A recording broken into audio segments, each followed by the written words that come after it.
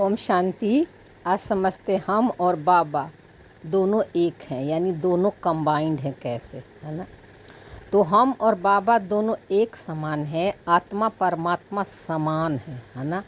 क्योंकि आत्मा का जो मूल नेचर है ना, वे अपने मूल नेचर से कभी हटती नहीं है ना? उसका जो नेचर है वो परमात्मा समान है और उसकी गुण और शक्तियाँ कभी कम और ज़्यादा नहीं होती है ना? चाहे वो पाठ में भी आ जाए तो भी। इसीलिए हम कहते हैं कि बाबा और आत्मा एक समान है ना? लेकिन चूँकि अभी हम भूल गए थे ना परमात्मा को, है ना? परमात्मा को ढूंढ रहे थे। क्यों ढूंढ रहे थे?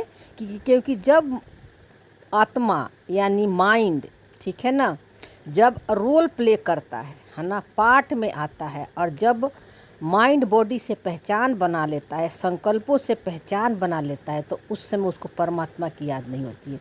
परमात्मा उसको दूर लगता है, जो कि परमात्मा दूर नहीं है, उसके साथ ही है ना? और इस माइंड को ही हम आत्मा कह रहे हैं। ये माइंड जब अपना मूल नेचर यानी साइलेंस में पहुंच जाएगा, निराकारी स्टेज में पहुंच जाएगा, तो आप और बाबा दो नहीं हो, दोनों एक समान हो, एक हो। तब हम नहीं बोलेंगे कि हम दो है, क्योंकि वननेस का राज आना है ना, एक धर्म एक भाषा एक राज, है ना? लेकिन वे तब होगा जब आपका माइंड में की पुरानी स्मृतियाँ पूरी डिज़ोल्व हो जाएगी, यानी आपकी जीरो पहचान हो जाएगी। ठीक है? तो तब जो है आप और बाबा एक साथ हो, ये आपको इस भान भी नहीं होगा। मैं हूँ इसका भी भान नहीं होता है। तो देखो, थोड़ा सा इसी को समझते हैं। देखो, मन जब हाईएस्ट कॉन्शियस में रहता है, यानी निराकारी स्टेज में रहता है ना, तब कंबाइंड है। ठीक है ना?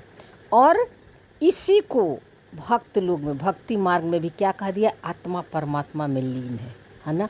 जो कि आत्मा परमात्मा में लीन नहीं होती है ना? पर आत्मा परमात्मा के प्यार में लीन हो जाती है। ठीक है?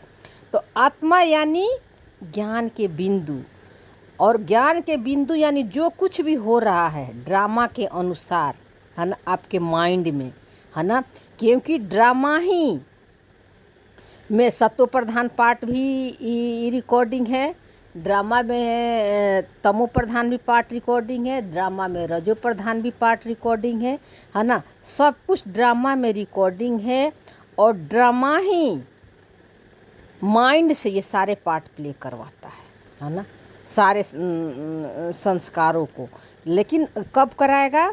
जब आत्मा यानी ज्ञान के बिंदु उसको समझ हो जाती है ना, कि मैं आत्मा हूँ, परमात्मा समान हूँ, और सब कुछ ड्रामा अनुसार हो रहा है, ड्रामा करा रहा है ना? इसलिए ब्रह्मा बाबा और शिव बाबा ये दोनों भी ड्रामा में बंधे हुए हैं। इनका भी ड्रामा में पार्ट नूंद है ना?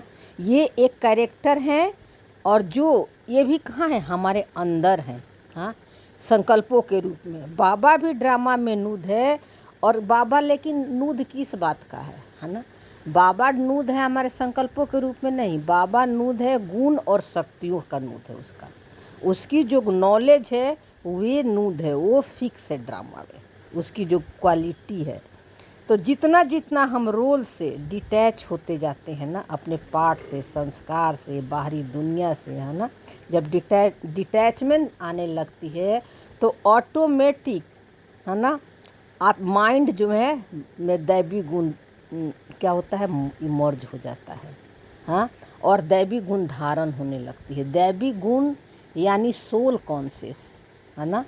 सोल कॉन्शियस को देवी देवता वाला गुण कहते हैं, है ना? तो ये इमर्ज होने लगता है। तो आत्मा और बाबा दोनों एक समान है ना? हम और बाबा दोनों एक जैसे हैं। अब हम ये रोज़ माइंड को ये पाठ पढ़ा रहे हैं, है ना? क्योंकि अभी हम भूल चुके हुए हैं। तो धीरे धीरे आपका जो है माइंड एक्सेप्ट करने लगेगा, है ना? डेली बोलते हैं ना कि हम और बाबा दोनों कंबाइंड हैं, हम आत्मा हैं। ये सब कुछ क्यों कह रहे हैं? माइंड को उस स्टेज तक ले जाने के लिए, है ना? हायर कॉन्शियस तक माइंड को पहुंचाने के लिए। क्यों? क्योंकि मन जो है अभी अपनी एक अलग दुनिया बना लिया है, संकल्पों से पहचान बना के, है ना। इसलिए इसको हम उस अवस्था तक पहुंचाने के लिए हम इसको डेली यही बोलते हैं कि हम रोल नहीं है, हम सोल हैं, है ना। तो धीरे धीरे माइंड उस चीज़ को एक्सेप्ट करने लगेगा, है ना। तो जब तक आपका ड्रामा पूरा डिज़ोल्व नहीं होता, ड्रामा यानी पुरानी स्मृतियाँ, है ना, तब तक हम जो है ड्रामा को लेकर चलते हैं, ठीक है ना। तो बाबा और आत्मा दोनों एक समान है या कंबाइंड है, ये इसको हमने इस तरह से हमने समझा। ओम शांति।